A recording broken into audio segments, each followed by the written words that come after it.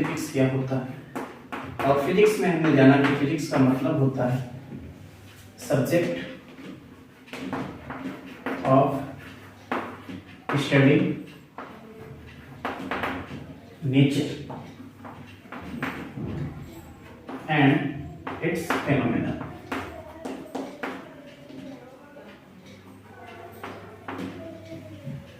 After that, the scientific method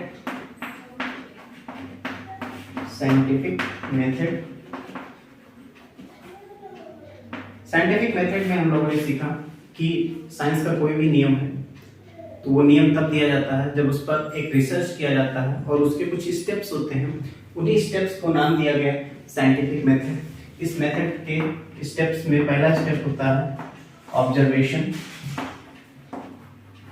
second step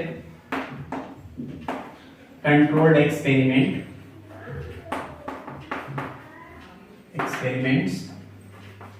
third step qualitative and quantitative reasoning,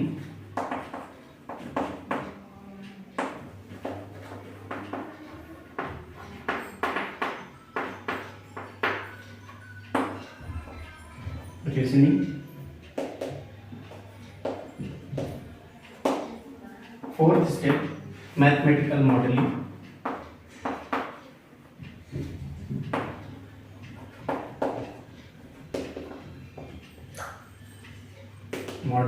and fifth step is verification और falsification.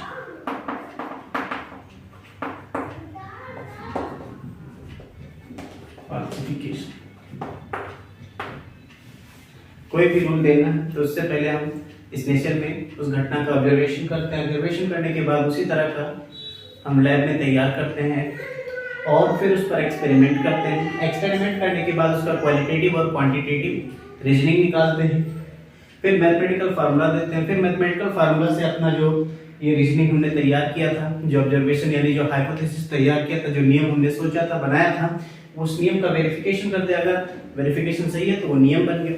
अगर false होता है तो हम क्या करेंगे, फिर से ये प्रोसेस अपनाएंगे, उसमें मॉडिफिकेशन करेंगे।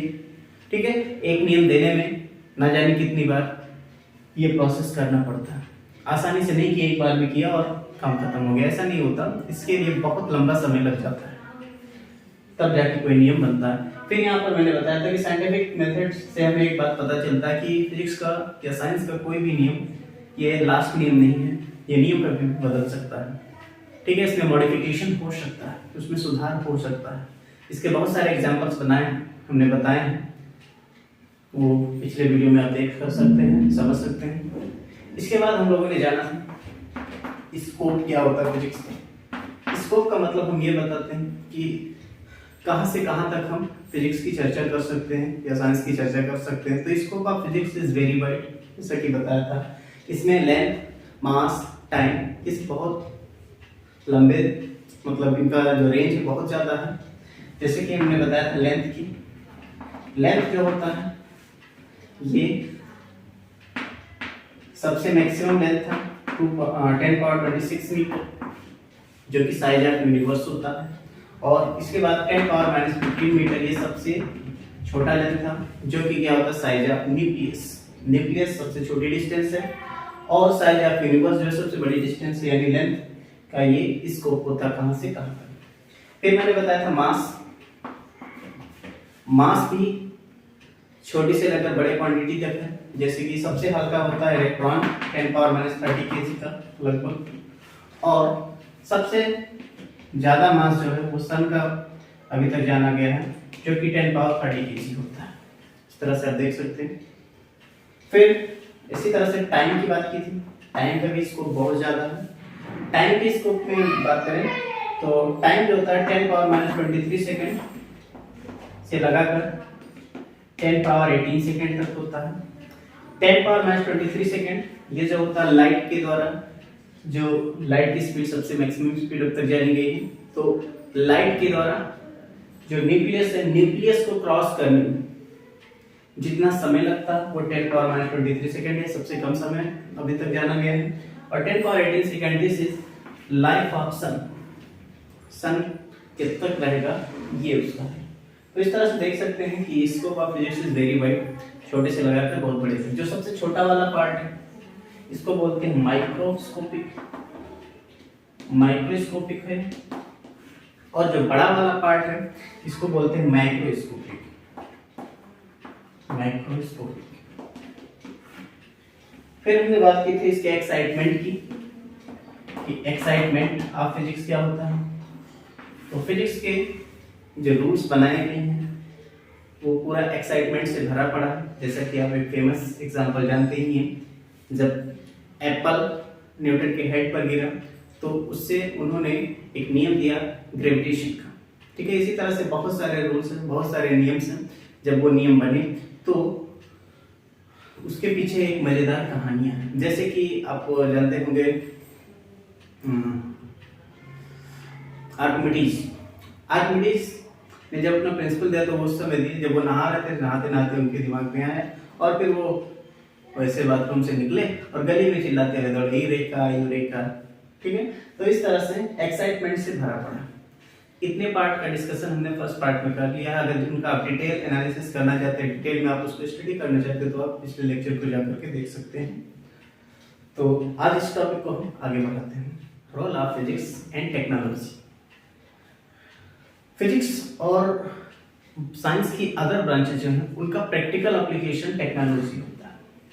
और टेक्नोलॉजी की वजह से बहुत सारी इंडस्ट्रीज का डेवलपमेंट हुआ और जो लोगों की लाइफ है वो थोड़ा इजी बन गई। इसमें फिजिक्स का बहुत बड़ा हाथ है। जैसे कि हम बात करें न्यूटन का मोशन का नियम, जो न्यूटन के लॉज ऑफ मोशन है उन्हीं पर बेस्ड है फ्लाइट ऑफ रॉकेट्स। रॉकेट के उड़ने के पीछे जो कारण है वो न्यूटन के नियम पर आधारित होता है। तो इससे देखिए फिजिक्स का नियम है, न्यूटन का नियम फिजिक्स में आया और उसकी हेल्प से रॉकेट को लॉन्च किया गया, रॉकेट बनाया गया, तो एक इंडस्ट्री का डेवलपमेंट हुआ। इसी तरह से हम बात करें बर्नौली का प्रिंसिपल, जिसे आप आगे पढ़ोगे। तो बर्नौली के प्रिंसिपल पर बेस से जो एरोप्लेन्स होते हैं उनके जो विंग्स बनाए जाते हैं, उनके जो पंख बनाए जाते हैं, वो पंख का निर्माण इस प्रकार से किया गया जो बर्नौली के थ्योरम पर बेस्ड है कि कैसे उसको डिजाइन किया जाए जिससे आसानी हो प्लेन्स को मोड़ने में, उड़ने में। इसी तरह से और भी जैसे हम बात करें थर्मोडायनामिक्स, ये भी फिजिक्स का एक ब्रांच है जिसे आप पढ़ेंगे 11th क्लास में ही। तो थर्मोडायनामिक्स के जो प्रिंसिपल्स हैं उन प्रिंसिपल पर बेस्ड बहुत सारे बनाए गए हैं यंत्र, जैसे कि रेफ्रिजरेटर है, एयर कंडीशनर्स हैं, ये सब थर्मोडायनामिक्स पर बेस्ड। तो इससे भी देखिए एक इंडस्ट्री का डेवलपमेंट हुआ। और भी बहुत सारे नियम हैं, जैसे कि हम बात करें इलेक्ट्रिक बल्ब, लैंप, इन सब का जो ये ट्यूबलाइट है, इन सब का जो निर्माण होता है एक इंडस्ट्री में तो होता है। तो इससे इंडस्ट्री डेवलप हो रही है। लेकिन अब इन सब का निर्माण किसने किया? फिजिक्स ने। ये फिजिक्स के नियम पर बेस्ड है जिसका नाम है कंजर्वेशन ऑफ एनर्जी। एक्चुअली वहाँ पर क्या होता है, जो एनर्जी है वो कन्वर्ट होती है लाइट में। इलेक्ट्रिकल एनर्जी को लाइट एनर्जी में कन्वर्ट किया जा रहा है, तो वो फिजिक्स का ही नियम है। तो फिजिक्स के नियम पर ही बेस्ड है ये सब। और भी बहुत सारी चीजें हैं जो कि फिजिक्स पर बेस्ड है, जैसे कि हम बात करें कैलकुलेटर, कंप्यूटर तो कंपनियां ही बनाती हैं, इंडस्ट्रियां ही बनाती हैं, बट इनका प्रारंभ में जो नियम बनाए, इसको बनाया कौन थे? फिजिक्सिस्ट थे। ये डिजिटल इलेक्ट्रॉनिक पर बेस्ड है। डिजिटल इलेक्ट्रॉनिक्स किसके अंतर्गत पढ़ा जाता है? फिजिक्स के अंतर्गत पढ़ा जाता है। तो इस तरह से फिजिक्स का टेक्नोलॉजी में बहुत बड़ा रोल है, ठीक है। फिजिक्स का नहीं, अदर ब्रांचेज ऑफ साइंस का भी है, लेकिन फिजिक्स का एक अहम भूमिका है इंडस्ट्री के डेवलपमेंट में। क्योंकि जितने भी इंडस्ट्री बने उनमें जितनी भी नई नई तकनीकें आ रही, नई नई चीजें बन रही हैं, उन सब में फिजिक्स का बहुत बड़ा योगदान है। जैसा कि हमने कुछ नियम्स बताए, आप और भी कुछ जैसे देख सकते हैं, जनरेटर है, मोटर है, ये सब किसने बनाया? फिजिक्स वालों ने तो बनाया। तो फिजिक्स वालों की वजह से पूरी इंडस्ट्री चल रही है, यानी इंडस्ट्री का डेवलपमेंट फिजिक्स पर ही डिपेंड है। ओके, इसी तरह से अच्छा, अब इसका इम्पैक्ट क्या पड़ेगा सोसाइटी पर? Impact on society. impact on society.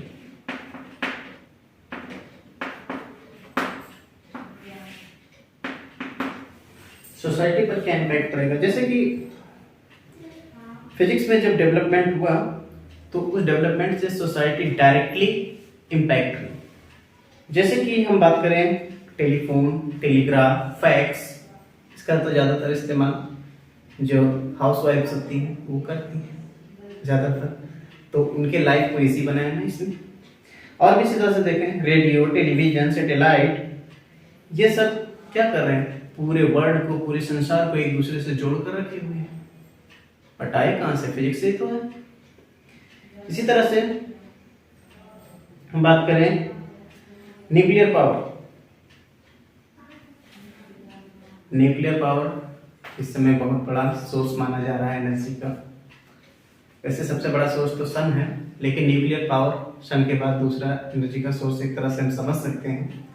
तो वो भी सोसाइटी पर बहुत बड़ा प्रभाव डाल रहा है। कैलकुलेटर है, कंप्यूटर है, इन सब ने क्या किया? जो मैनकाइंड है उनके लाइफ को तो एकदम इसने बदल दिया। तो कहने का मतलब हम ये कह सकते हैं कि जो फिजिक्स है या फिजिक्स के द्वारा जो डेवलपमेंट हो रहे हैं इंडस्ट्रीज, उनका सीधा इम्पैक्ट इस पर पड़ रहा है, लोगों पर पड़ रहा है, सोसाइटी पर पड़ रहा है, सोशलिज्म पर पड़ रहा है। यानी कि इससे सोसाइटी को डायरेक्ट लाभ भी मिल रहा है। ठीक है, तो यानी ये समाज को सीधा प्रभावित करता है, सोसाइटी को सीधा प्रभावित करता है। ओके, अब बात करें कि फिजिक्स का कुछ अदर सब्जेक्ट्स हैं यानी अदर साइंस हैं, उनके साथ क्या रिलेशन है। Physics in relation to other sciences, in relation to other sciences.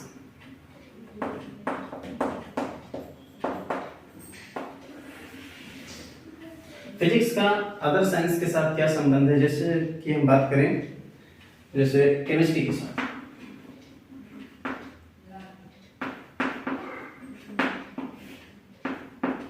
Physics का केमिस्ट्री के साथ क्या रिलेशन होगा? तो केमिस्ट्री के अंतर्गत आप पढ़ते हैं एटॉमिक स्ट्रक्चर का स्टडी करना, एक्सरे डिफ्रैक्शन पढ़ना या रेडिएटिविटी। तो अगर हम सिंपली देखें एटॉमिक स्ट्रक्चर और ये एक्सरे डिफ्रैक्शन और ये क्या नाम रेडिएटिविटी, ये सारी चीजें क्या करती हैं? इन्होंने केमिस्ट को एक बहुत बड़ा हेल्प किया जब वो पीरियोडिक टेबल बना रहे थे। पीरियोडिक टेबल में एलिमेंट्स को उनके प्रॉपर्टी के अकॉर्डिंग अरेंज करना था। तो अरेंज करने के लिए उनके प्रॉपर्टीज को स्टडी करना था। स्टडी करने के लिए ये सब हेल्पफुल हुए जिनका अभी हमने नाम लिया, और उनको क्या किया गया? उस प्रॉपर्टी के अकॉर्डिंग पीरियोडिक टेबल में अरेंज किया गया। तो केमिस्ट के लिए बहुत बड़ा वरदान साबित हुआ फिजिक्स। और भी चीजें केवल वही नहीं, और क्या कहते हैं जो केमिकल बॉन्डिंग पढ़ते हैं केमिस्ट्री के अंदर, केमिकल बॉन्डिंग को समझने के लिए मॉलिक्यूल्स के बीच जो केमिकल बॉन्डिंग है उसको भी समझने के लिए एक्सरे डिफ्रैक्शन में बहुत बड़ा हेल्पफुल है, बहुत हेल्प करता है ये एक्सरे डिफ्रैक्शन केमिकल बॉन्डिंग को समझने में। ठीक है, कॉम्प्लेक्स केमिकल स्ट्रक्चर को भी समझाने में ये सब बहुत हेल्पफुल होते हैं। तो इस तरह से केमिस्ट्री के साथ फिजिक्स का बहुत बड़ा संबंध है, बहुत गहरा रिश्ता है। अदर साइंसेस की बात करें, जैसे कि बायोलॉजिकल साइंस की बात करें, बायोलॉजिकल साइंस के साथ क्या रिलेशन होगा इसका? बायोलॉजिकल साइंस मतलब सीधा बायोलॉजी की बात कर रहे हैं। तो बायोलॉजी में आपको अक्सर देखते हैं कि उसमें एक यंत्र आपको दिखाई पड़ता है, ऑप्टिकल इंस्ट्रूमेंट, जिसका नाम है microscope, optical microscope. Optical microscope की सहायता से छोटे छोटे जीवाणुओं को देखना, लिप्स के सैंपल को समझना, उन सब में बहुत बड़ा हेल्पफुल होता है optical microscope. But optical microscope बनाया किसने? फिजिक्स ने, फिजिक्स की ही देन है। इसी तरह से एक्सरे, रेडियो आइसोटोप्स और बहुत सारी चीजें हैं जो कि बहुत सारी बीमारियों को, बहुत सारे डिजीज को ठीक करने में, उनके ट्रीटमेंट में इस्तेमाल होते हैं। तो ये सब किसकी देन है? फिजिक्स की देन है। तो इस तरह से फिजिक्स का बायोलॉजिकल साइंस के साथ भी बहुत गहरा रिश्ता है। और एस्ट्रोनॉमी के साथ बात करें, एस्ट्रोनॉमी, तो एस्ट्रोनॉमी में तो हेल्पफुल है ही, ये तो इसका रिश्ता बहुत गहरा रिश्ता है एस्ट्रोनॉमी के साथ। एस्ट्रोनॉमी में आपने एक डिवाइस का नाम सुना होगा, टेलीस्कोप, दूरदर्शी जिसे कहते हैं। दूरदर्शी से डिस्टेंस ऑब्जेक्ट को देखा जाता है, उनका बड़ा आकार देखा जाता है, बट वो जो टेलीस्कोप है बनाया किसने? फिजिक्स। जब आप फिजिक्स में पढ़ते हो लेंसेज के बारे में, तो वहां पर आप टेलीस्कोप, माइक्रोस्कोप, जिसे क्लास 12 में आप पढ़ेंगे, उनके बारे में पढ़ते हो, बट वो किसकी देन है? फिजिक्स की देन है। बट वो हेल्प कर रहा है किसमें? एस्ट्रोनॉमी में। यानी एस्ट्रोनॉमिकल साइंस में वो बहुत बड़ा हेल्पफुल होता है। तो इस तरह से फिजिक्स का इसके साथ भी बहुत बड़ा रिलेशन है, ठीक है। और मैथमेटिक्स, मैथमेटिक्स, इसी का तो इंतजार था। जब हमने साइंटिफिक मेथड पढ़ा, उसी में हमने बात की थी कि एक स्टेप होता है मैथमेटिकल मॉडलिंग। तो मैथमेटिक्स के डेवलपमेंट में तो इसका योगदान है ही। न्यूटन का नाम सुना होगा। न्यूटन ने जब फिजिक्स के प्रॉब्लम्स को सॉल्व करने की शुरुआत की, तो उन्हें मैथमेटिक्स की जरूरत पड़ी, एक एडवांस मैथमेटिक्स की जरूरत पड़ी। वो एडवांस मैथमेटिक्स है कैलकुलस, जिसके अंतर्गत आप डिफरेंशिएशन, इंटीग्रेशन, ये सारी चीजें पढ़ते हैं। तो डिफरेंशिएशन और इंटीग्रेशन, इन सब के बारे में, इन सब के लिए उन्होंने मैथमेटिक्स का एक ब्रांच बना दिया, कैलकुलस। ध्यान रखना, न्यूटन जो है वो फिजिक्सिस्ट नहीं, बहुत बड़े मैथमेटिशियन है। वो मैथमेटिक्स के बहुत बड़े जानकार हैं। तो मैथमेटिक्स का, फिजिक्स का, दोनों का तो कभी न टूटने वाला रिश्ता है। आप पढ़ोगे, देखोगे, मैथमेटिक्स हर जगह दौड़ेगी फिजिक्स में। तो जो फिजिक्स की थ्योरीज हैं, वो ध्यान रखना, वो सीधे मैथमेटिकल थ्योरी पर ही डिपेंड करती है। तो मैथमेटिक्स जो है, एक तरह से आप समझ सकते हैं फिजिक्स का एक टूल है, जिसके बिना फिजिक्स चल नहीं सकती, ठीक है।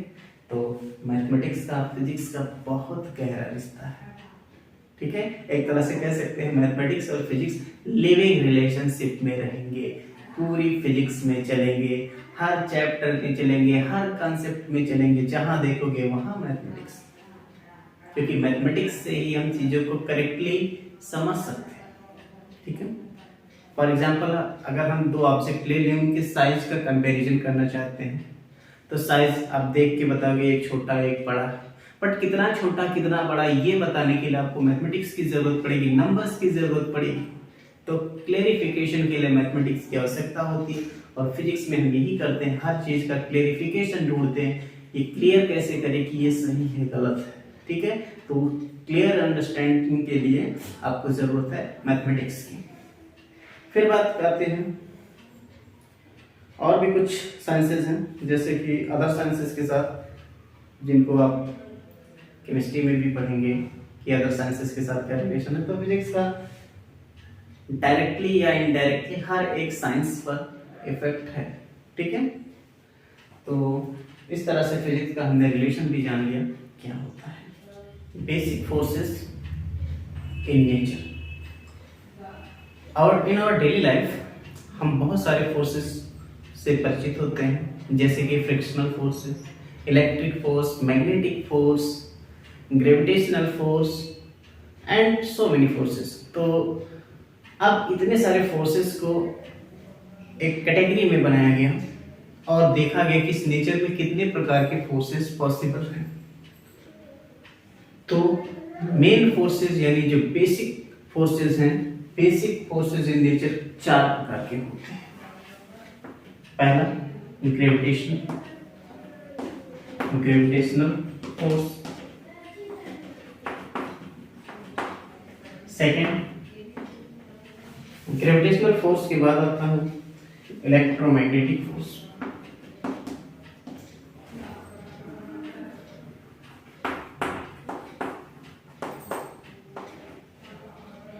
थर्ड स्ट्रॉन्ग न्यूक्लियर फोर्स,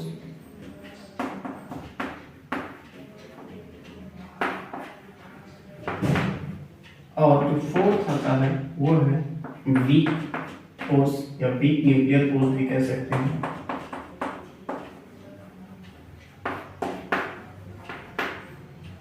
ये चार प्रकार के फोर्सेस होते हैं, ठीक है। बाकी जितने भी फोर्सेस पढ़ेंगे इन चारों में से किसी न किसी एक में पाए जाएंगे। पहले फोर्स की बात करें अगर हम ग्रेविटेशनल फोर्स की, ग्रेविटेशनल फोर्स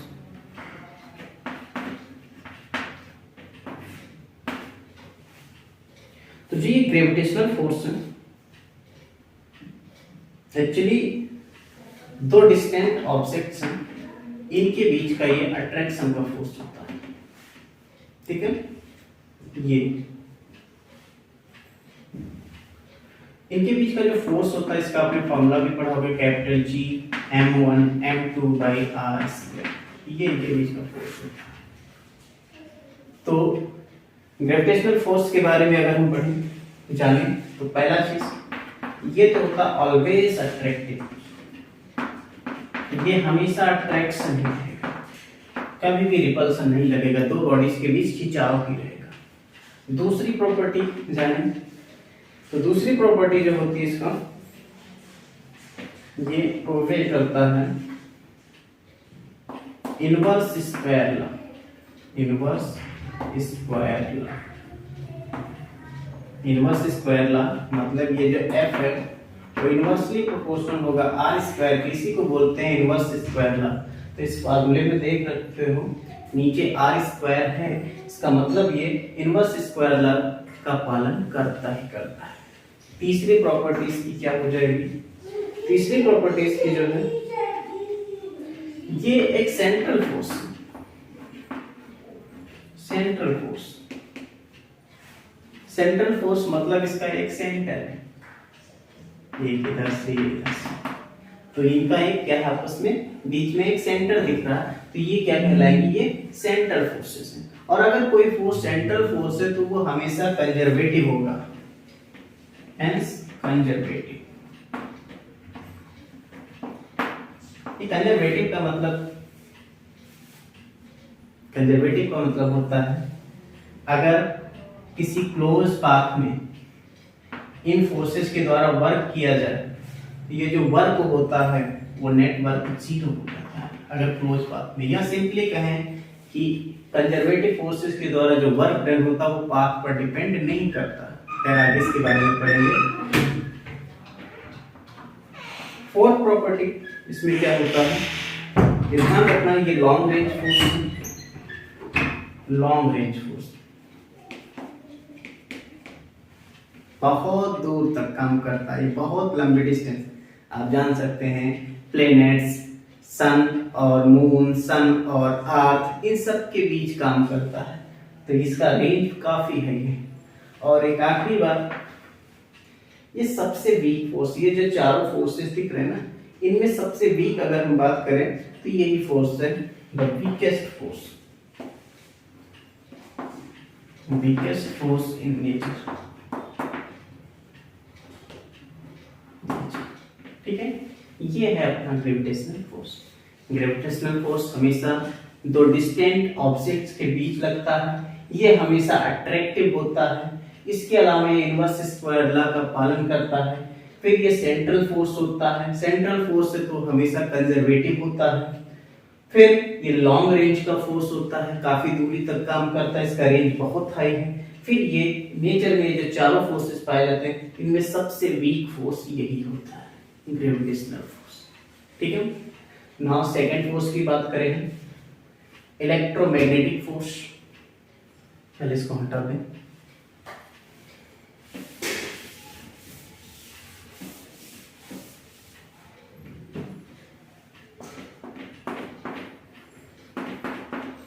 इलेक्ट्रोमैग्नेटिक फोर्स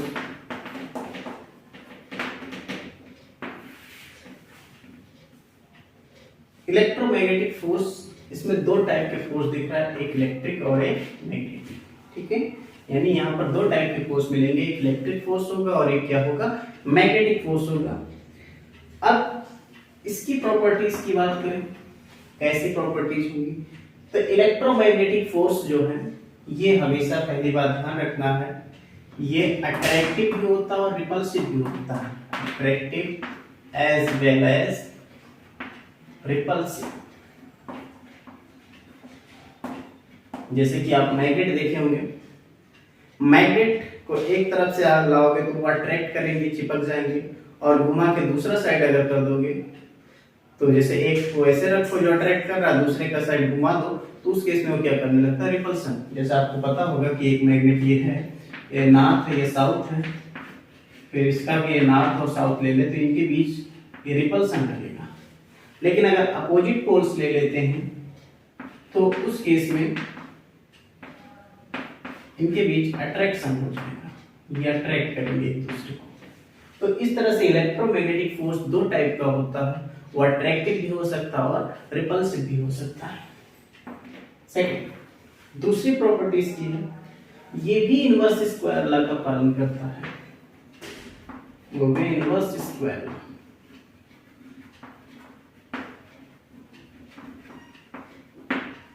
तीसरी प्रॉपर्टी, जैसा कि ग्रेविटेशनल फोर्स के बारे में पढ़ा था, ये सेंट्रल फोर्स होता है, तो ये भी सेंट्रल फोर्स है। Electromagnetic force is also central force, और सेंट्रल फोर्स है तो वो कंजर्वेटिव होगा, हेंस कंजर्वेटिव। चौथी प्रॉपर्टी इसकी बात करें, इलेक्ट्रोमैग्नेटिक फोर्स की फोर्थ प्रॉपर्टी क्या है,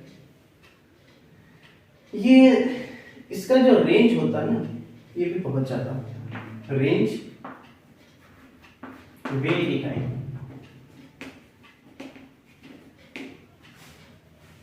एक्चुअली ये स्ट्रॉन्ग फोर्स है, ग्रेविटेशनल फोर्स से बहुत ज्यादा स्ट्रॉन्ग है। ये होता है, अगर हम बात करें ग्रेविटेशनल फोर्स,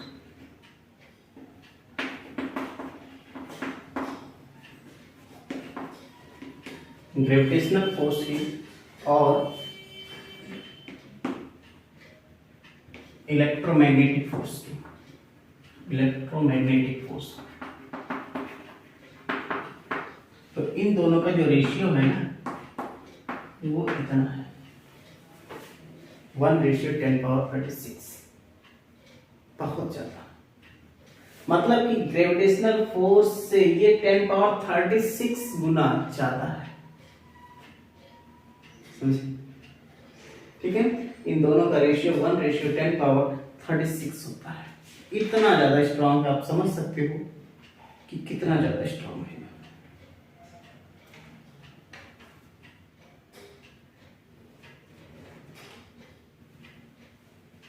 ठीक है, तो अब आप समझ गए होंगे, कहने का मतलब ग्रेविटेशनल फोर्स छोटा होता है, इलेक्ट्रोमैग्नेटिक फोर्स से बहुत ज्यादा छोटा होता है। ये 1 है तो ये 10⁻36 है। ठीक है, तो ये था इसकी प्रॉपर्टीज इलेक्ट्रोमैग्नेटिक फोर्स की। ठीक है, नाउ अगला फोर्स आता है स्ट्रॉन्ग न्यूक्लियर फोर्स।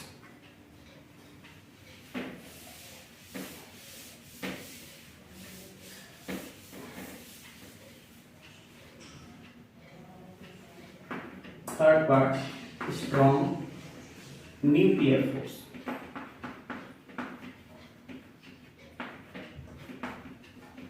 नेचर का थर्ड टाइप का जो फोर्स है वो है स्ट्रॉन्ग न्यूक्लियर फोर्स।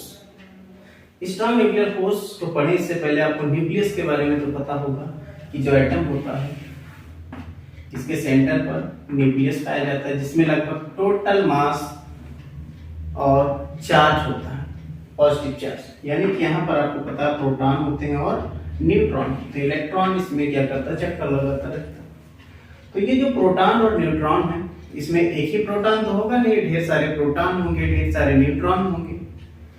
तो अब प्रोटॉन पॉजिटिवली चार्ज होता है, तो दो पॉजिटिवली चार्ज पार्टिकल एक दूसरे से चिपके हुए हैं, जबकि हम समझते हैं, हम जानते हैं कि पॉजिटिव पॉजिटिव चार्ज तो हमेशा रिपल्सन करेंगे, लेकिन फिर भी एक दूसरे को पकड़ेंगे।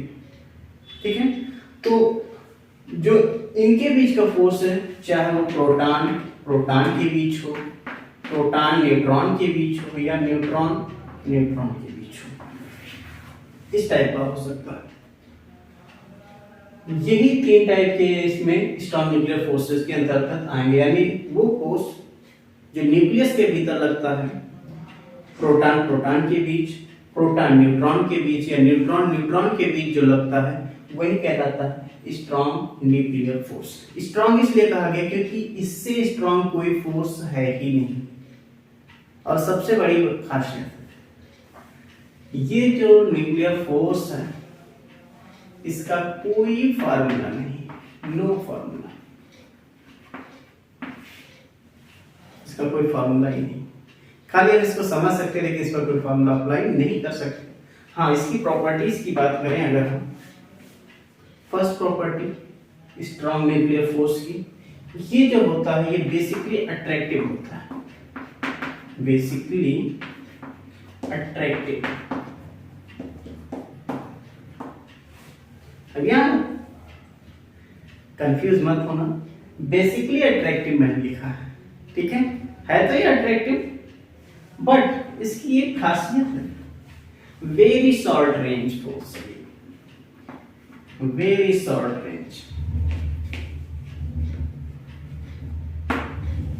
बहुत कम डिस्टेंस पर काम करता है। ये होता है 10⁻⁻15 मीटर, जो कि साइज ऑफ न्यूक्लियस है। इस ऑर्डर का अगर डिस्टेंस है प्रोटॉन प्रोटॉन या प्रोटॉन न्यूट्रॉन या न्यूट्रॉन न्यूट्रॉन के बीच, तब तो ये फोर्स लगेगा, ये बहुत मजबूती से एक दूसरे को पकड़ लेंगे। लेकिन अगर इससे ज्यादा डिस्टेंस है तो ये अट्रैक्टिव ना होकर के रिपल्सन लागू हो जाएगा, क्योंकि उस केस में वहां पर रिपल्सन वाला केस आ जाएगा, प्रोटॉन प्रोटॉन के बीच वाला फोर्स आ जाएगा। ठीक है, तो जब दोनों के बीच की जो डिस्टेंस है वो 10⁻⁻15 मीटर होगी, तभी ये लगेगा। ठीक है, तो वेरी शॉर्ट रेंज का फोर्स होता है, सबसे शॉर्ट। और यहाँ पर तीसरी बात, सबसे बड़ा फोर्स है strongest, the strongest force, strongest force in nature, nature का ये सबसे स्ट्रॉन्ग फोर्स है। तो ये इसकी प्रॉपर्टीज थी। अच्छा, एक चीज और, हम बात करेंगे फील्ड पार्टिकल की, जिसकी वजह से ये लगता है, क्या कारण, किसकी वजह से लगता है। तो पहले एक एक सबके फील्ड पार्टिकल की बात कर लें। अगर हम ग्रेविटेशनल फोर्स के फील्ड पार्टिकल की बात करें तो मास होता है, ये फील्ड पार्टिकल।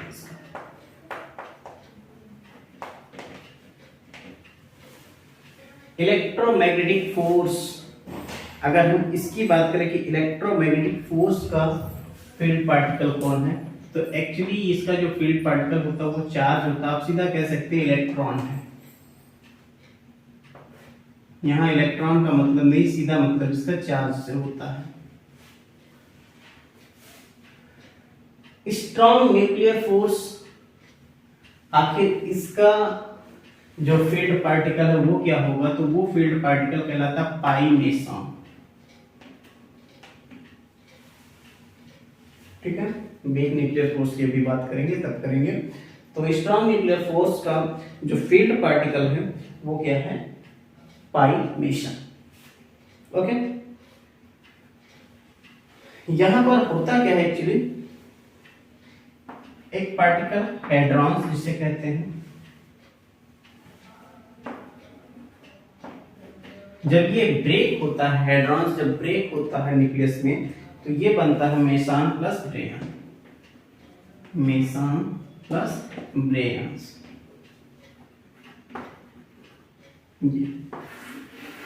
हेड्रॉन्स जब ब्रेक होता है तो मेसन और ब्रेयन में कन्वर्ट होता है। ओके, तो ये था अपना strong nuclear force. Now last force, weak force जिसे कहते हो, यानी वीक न्यूक्लियर फोर्स की बात करें, वीक न्यूक्लियर फोर्स, इन फोर्सेस की डिस्कवरी हुई जब बीटा एमिशन का स्टडी कर रहे थे, जब न्यूक्लियस से बीटा पार्टिकल निकल रहा था, तो उस केस में इस फोर्स का डिस्कवरी हुआ। होता क्या है ये, एक्चुअली जो वीक फोर्स होता है ये लाइट एलिमेंट्री पार्टिकल्स का एक दूसरे के साथ इंटरेक्शन वाला फोर्स होता है, और इसके अलावा हैवियर पार्टिकल के साथ भी इंटरेक्शन का फोर्स होता है, यानी कि वीक पार्टिकल के बीच का इंटरेक्शन और वीक पार्टिकल और एक हैवियर पार्टिकल के बीच का इंटरेक्शन जो होता है वही होता है वीक फोर्स, और ये न्यूक्लियस के अंदर होता है। एक्चुअली जब न्यूक्लियस के भीतर बीटा एमिशन किया गया, तो बीटा एमिशन को जब चेक किया गया तो क्या देखा गया कि ड्यूरिंग बीटा एमिशन न्यूक्लियस के भीतर एक न्यूट्रॉन ये ब्रेक हुआ, किसमें, एक प्रोटॉन में, एक इलेक्ट्रॉन में, और साथ ही साथ एक पार्टिकल निकला एंटी न्यूट्रिनो।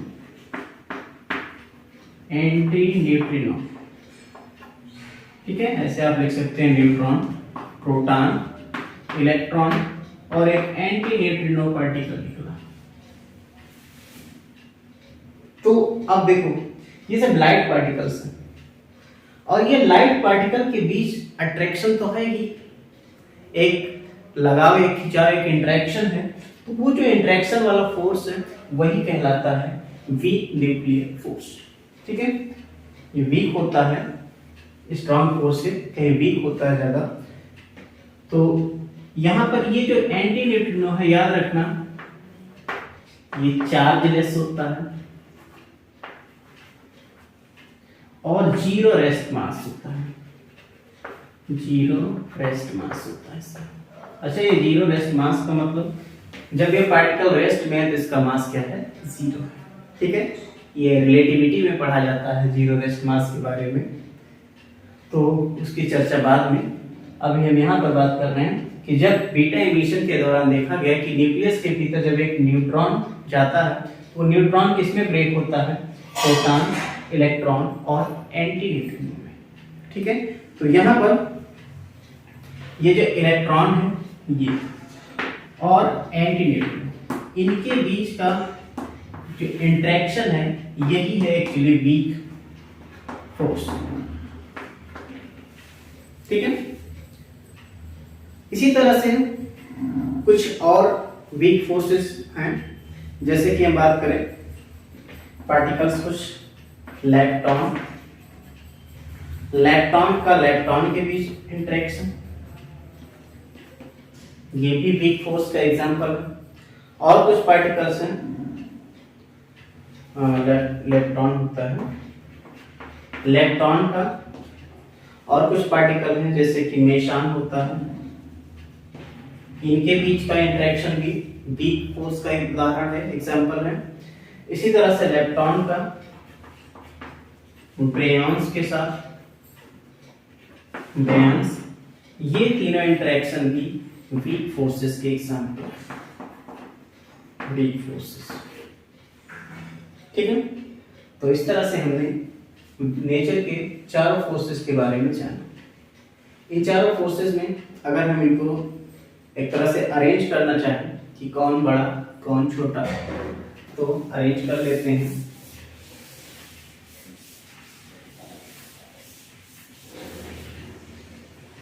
सबसे कम यानी सबसे छोटा जो फोर्स है वो ग्रेविटेशनल फोर्स होता है, ग्रेविटेशनल फोर्स। इसके बाद जो सेकंड आएगा वो आएगा वीक फोर्स।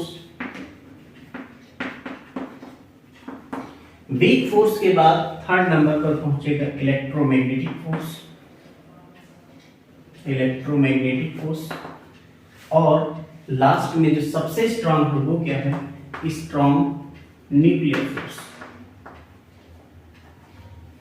ठीक है, अगर इनके रेशियो की बात करें तो ये अगर 1 है तो उससे 10 पावर 26 टाइम्स हैवी होता है वीक फोर्स।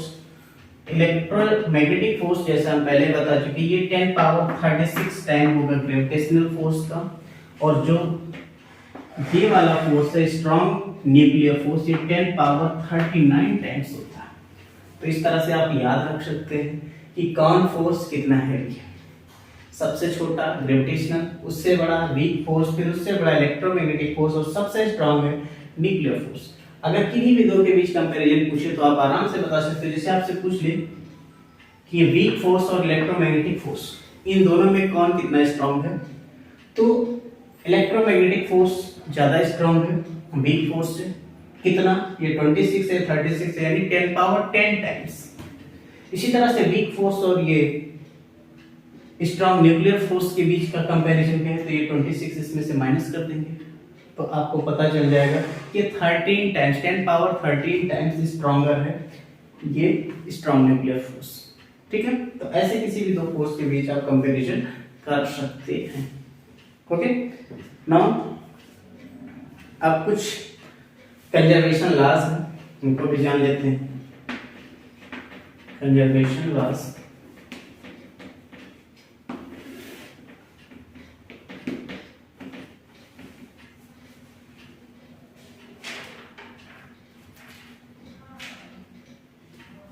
जब हम फिजिक्स के स्कोप की बात कर रहे थे तो उसका स्कोप हमने देखा कि बहुत लंबा चौड़ा है। तो बहुत लंबा चौड़ा है तो और उसमें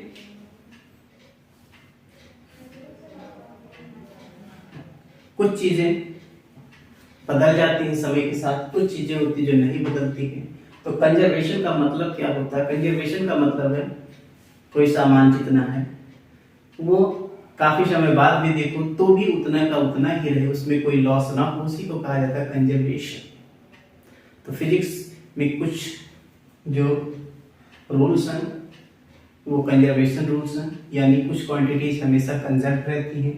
वो किसी ने कोई भी नियम अगर बना है फिजिक्स का तो उसमें देखा गया कोई ना कोई क्वांटिटी है जो कंजर्व्ड रहती है। तो कंजर्वेशन लॉज में कुछ लॉज हैं, जैसे कि आता है conservation of mechanical energy. Mechanical energy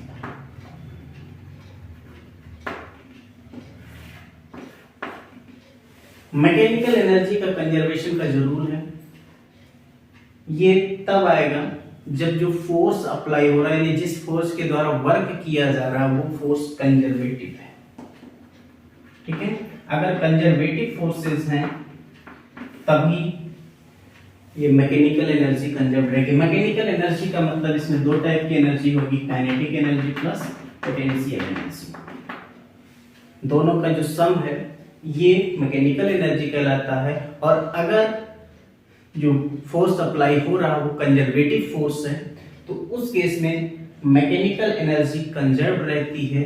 जो शुरुआत की मैकेनिकल एनर्जी वही लास्ट की भी होगी। जैसे कि अगर हम एक बॉल को नीचे से ऊपर फेंकते हैं तो जो नीचे ही उसकी मैकेनिकल एनर्जी थी वो जब हाईएस्ट पॉइंट पर पहुंचेगा तो वहां पर भी वही उसकी मैकेनिकल एनर्जी रहेगी। किसी भी पॉइंट पर चेक करेंगे उसकी मैकेनिकल एनर्जी सेम रहेगी। हाँ, ये अलग बात है काइनेटिक और पोटेंशियल एनर्जी समय के साथ साथ चेंज होते जाएंगे, लेकिन उसकी जो टोटल एनर्जी यानी जो मैकेनिकल एनर्जी होगी वो कंजर्व रहेगी, क्योंकि वहां पर जो फोर्स अप्लाई हो रहा है वो ग्रेविटेशनल फोर्स है जो कि कंजर्वेटिव फोर्स है। इसी तरह दूसरा हम बात करें conservation of total energy. Conservation of total energy of isolated system.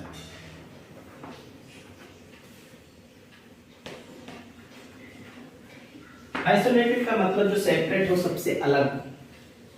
ठीक है, तो अगर कोई आइसोलेटेड सिस्टम है तो उसकी टोटल एनर्जी कंजर्व रहती है। अच्छा देखो, यहाँ पर आइसोलेटेड सिस्टम की बात की जा रही है, यहाँ टोटल एनर्जी की बात की जा रही है। यहाँ पर देखिए जो फोर्सेज होते हैं कुछ कंजर्वेटिव होते हैं, कुछ नॉन कंजर्वेटिव होते हैं। जैसे कि फ्रिक्शन की बात करें, एयर फ्रिक्शन है तो वो नॉन कंजर्वेटिव फोर्स है। तो अगर नॉन कंजर्वेटिव फोर्स अप्लाई हो रहा है किसी सिस्टम पर तो नॉन कंजर्वेटिव फोर्स अप्लाई होने पर मैकेनिकल एनर्जी कंजर्व नहीं रहेगी, बट उसकी टोटल एनर्जी, चाहे हीट एनर्जी हो, चाहे लाइट एनर्जी हो, चाहे फ्रिक्शन के द्वारा लॉस हुई वो एनर्जी हो, कोई भी एनर्जी हो, किसी भी टाइप की एनर्जी हो, उसका जो टोटल सम होगा वो हमेशा कंजर्व रहेगा फॉर आइसोलेटेड सिस्टम। ठीक है, जब नॉन कंजर्वेटिव फोर्स अप्लाई होगा तो उस केस में उसकी टोटल एनर्जी कंजर्व रहेगी, ये नॉन कंजर्वेटिव फोर्स लगेंगे तब। ठीक है, उसकी मैकेनिकल एनर्जी कंजर्व नहीं रहेगी, लेकिन टोटल एनर्जी चाहे वो हीट के फॉर्म में हो चाहे लाइट के फॉर्म में हो, वो हमेशा कंजर्व रहेगी। ओके, इसी तरह से और भी आते हैं, जैसे conservation of mass plus energy.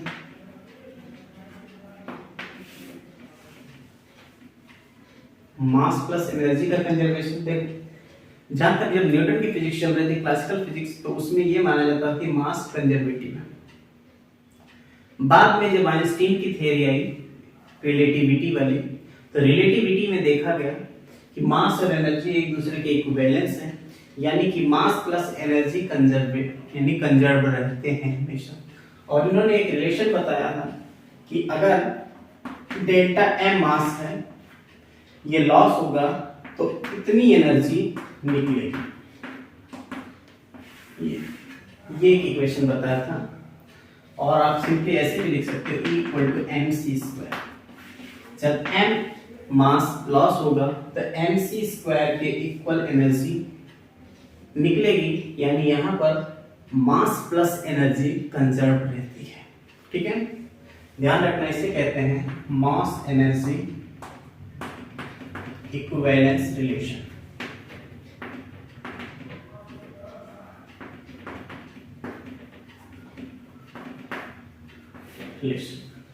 Mass energy equivalence relation उन्होंने दिया था, और यहां से तब से ये माना जाने लगा कि मास प्लस एनर्जी कंजर्व रहता है। केवल मास कंजर्व एनर्जी कंजर्व ये कहना ठीक नहीं, मास प्लस एनर्जी कंजर्व रहता है ये कहना ठीक है। ठीक है, जैसे कि गाड़ी में आपने पेट्रोल भरा है, तो पेट्रोल जला एनर्जी में कन्वर्ट हुआ, तो एनर्जी में कन्वर्ट हुआ तो जितना पेट्रोल था उसी के अनुसार mc स्क्वायर के बराबर एनर्जी उससे प्रोड्यूस हुई। ठीक है, तो इसे कहते हैं mass plus energy conservation law. Okay,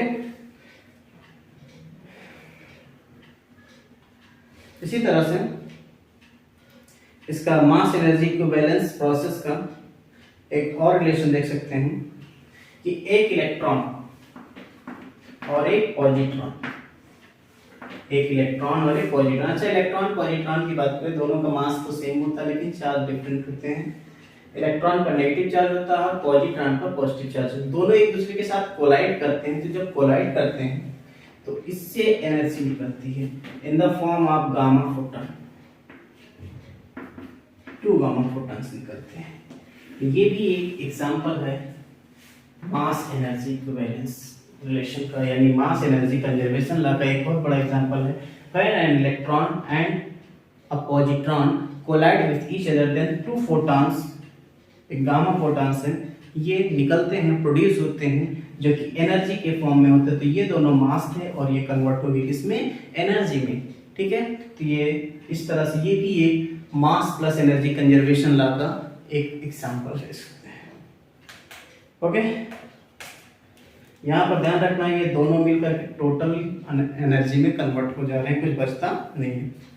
अच्छा, ये जो एनर्जी की अभी तक मैं बात कर रहा था, ये सब के सब क्या है, ये स्केलर क्वांटिटीज हैं। स्केलर जिनमें डायरेक्शन नहीं होता, ओनली मैग्नीट्यूड होता है। कुछ वेक्टर क्वांटिटीज भी कंजर्व होती हैं, जैसे कि आगे पढ़ेंगे conservation of linear momentum and angular momentum.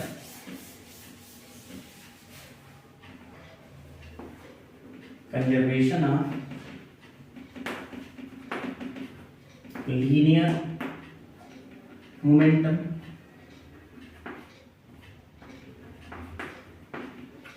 And angular momentum.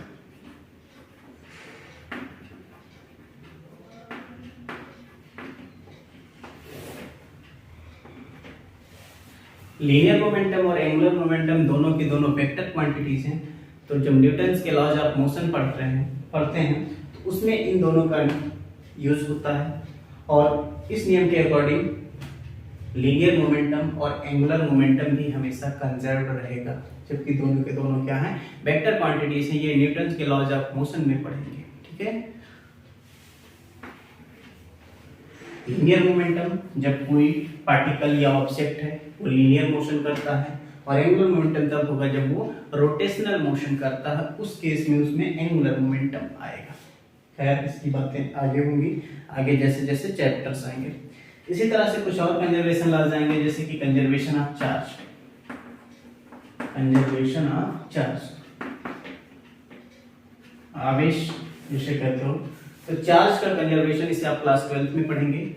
इस रूल के अकॉर्डिंग चार्ज को ना क्रिएट कर सकते ना ही डिस्ट्रॉय कर सकते हैं, ओनली वन बॉडी से अनदर बॉडी पर ट्रांसफर किया जा सकता है। कभी भी ये ना डिस्ट्रॉय होंगे ना ही इनको हम क्रिएट कर सकेंगे। ओके, तो ये कंजर्वेशन ऑफ चार्ज था। इसी तरह से मास नंबर का भी कंजर्वेशन होता है, जो कि आप इक्वेशंस में अक्सर पढ़ते हो।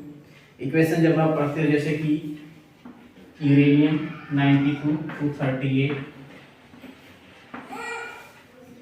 जब ये ब्रेक होता है यानी अल्फा पार्टिकल इससे निकलता तो ये थोरियम में कन्वर्ट हो जाता है 90 234, प्लस एक अल्फा पार्टिकल यानी हीलियम न्यूक्लियस निकलता है 2